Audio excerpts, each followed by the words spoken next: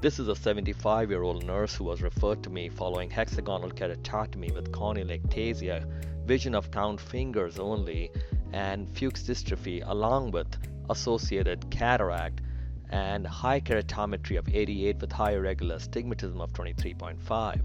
I planned first to stabilize and make her cornea measurable in sync for future cataract surgery.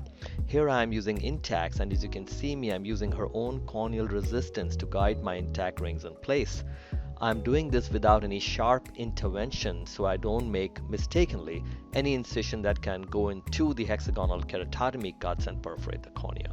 Again, notice these are very determined yet very careful movements of the ring, and I'm placing them so as to embrace this central unstable island. The success of this is immediately reflected in the central light reflex, if you notice, which is becoming more and more circular, and I call this the titratable concept of intact surgery. Notice again the light reflex is now a perfect circle. I'm extremely pleased to the point that I confidently cross-link. This success is reflected in topography from 23.5 to 1.4 diopter astigmatism. Patient extremely happy, comes dressed next day to meet me.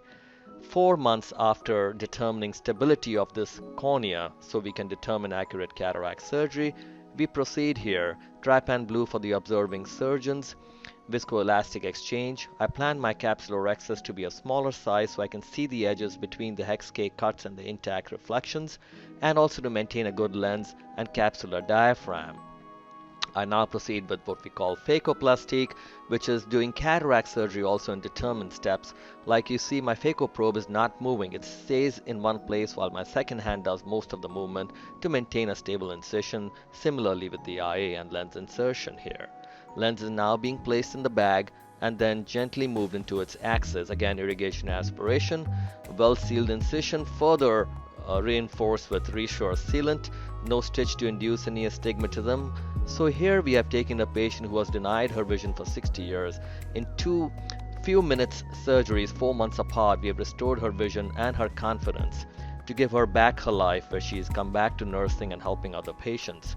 Here she is immediately after surgery, and here is my payback, seeing them smile and free to lead their life and help others.